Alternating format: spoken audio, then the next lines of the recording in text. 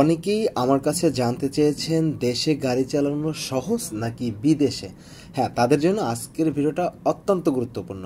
অনেকেই অনেক সময় কমেন্ট করেন যে ভাইয়া আমি বিদেশে গাড়ি চালিয়েছি, কখনো দেশে গাড়ি চালাই নাই, আমি কি বিদেশ থেকে এসে দেশে গাড়ি চালাতে পারবো? আবার অনেকে ঠিক একইভাবে বলে যে আমি দেশে গাড়ি চালিয়েছি, কিন্তু আমি এই দেশের এক্সপিরিয়েন্স দিয়ে কি বিদেশে গিয়ে গাড়ি চালাতে পারবো? তো দেশ এবং বিদেশ দুই জায়গার সমসাময়িক আইন, সিস্টেম, নিয়ম এবং সুবিধা অসুবিধা সবই শেয়ার করার চেষ্টা করব এই ভিডিওতে। তার আগে একটা রিকোয়েস্ট করি, আপনি যদি আমার চ্যানেলে নতুন হয়ে থাকেন এবং এরকমই গাড়ি আর বাইক রিলেটেড ইম্পর্টেন্ট ভিডিও দেখতে পছন্দ করেন, তাহলে please hit the subscribe button, press the bell icon. আর অলরেডি যদি সাবস্ক্রাইব করে থাকেন তাহলে অসংখ্য ধন্যবাদ। তো শুরুতেই বলতে চাই, যারা বিদেশে গাড়ি চালাতে চান দেশের এক্সপিরিয়েন্স দিয়ে, মানে আপনি এখন দেশে আছেন এবং বিদেশে গিয়ে এই এক্সপিরিয়েন্স দিয়ে গাড়ি চালাতে পারবেন কিনা, তো তাদেরকে বলতে চাই, প্রথমে হচ্ছে বিদেশে গাড়ি চালাতে হলে সেখানকার হচ্ছে ড্রাইভিং লাইসেন্স লাগবে এবং আপনি যে গাড়িটা চালাবেন সেই গাড়ির সমস্ত document up to date all okay লাগবে। এবং এই দুইটা জিনিস যদি থাকে আপনি গাড়ি চালাতে পারবেন। এবং দেশে যে গাড়ি চালানোর নিয়ম সেখান থেকে সম্পূর্ণ আলাদা এবং ডিফারেন্ট নিয়ম হচ্ছে বিদেশের মাটিতে। যেমন আপনি দেশে যদি একটা অন্যায় করেন বা স্পিড লিমিট ভঙ্গ করেন, লেন হঠাৎ করেই সিগন্যাল না দিয়ে আপনি পরিবর্তন করেন, তাহলে কিন্তু আপনাকে দেশে বসে কোনো জরিমানা দিতে হয় না, কিন্তু বিদেশের মাটিতে আপনি যখন এই ভুলগুলো করবেন তখন কিন্তু আপনাকে অবশ্যই জরিমানা গুনতে হবে। সুতরাং আপনি যখন দেশের এক্সপিরিয়েন্স দিয়ে দেশের সিস্টেমে যদি বিদেশে গাড়ি চালাতে চান, সেটা কিন্তু একেবারেই সম্ভব না।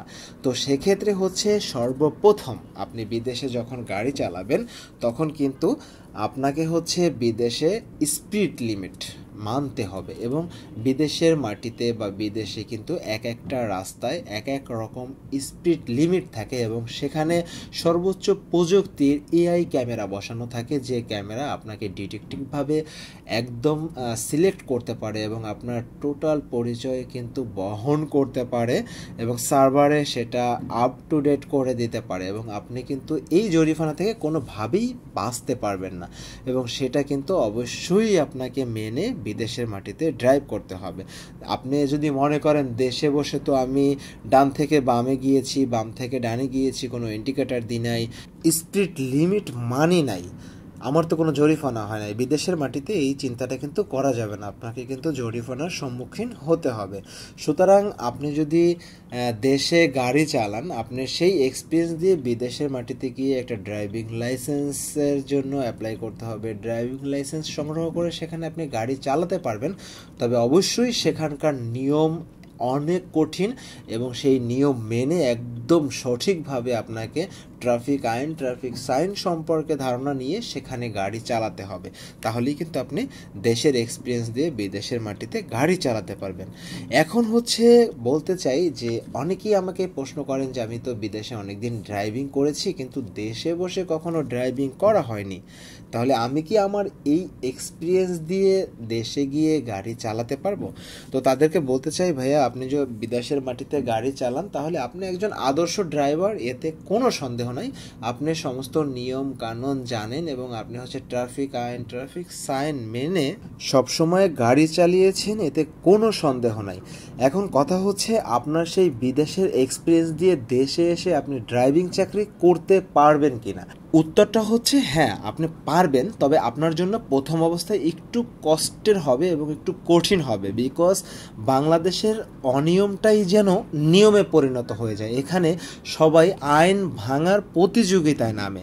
সুতরাং এখানে আপনি যখন বিদেশের মাটিতে যখন আপনি গাড়ি চালিয়েছেন, সেই এক্সপিরিয়েন্স দিয়ে যখন দেশে আসবেন, তখন দেশে আসার পর আপনার হচ্ছে গাড়ি চালাতে প্রথম অবস্থায় একটু কষ্ট হবে এবং আপনি আস্তে আস্তে অ্যাডজাস্ট হয়ে যাবেন। তবে দেশের বৈধ ড্রাইভিং লাইসেন্স কিন্তু আপনাকে আগে কালেক্ট করতে হবে, সংগ্রহ করে দেন হচ্ছে আপনি প্রফেশনালভাবে এদেশে গাড়ি চালাতে পারবেন।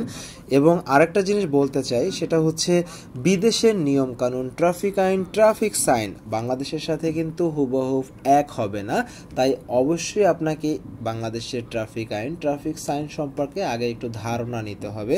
এরপর লাইসেন্স সংগ্রহ করে দেন হচ্ছে আপনি এখানে চালাতে পারবেন না এটা কিন্তু আমি কখনোই বলি নাই।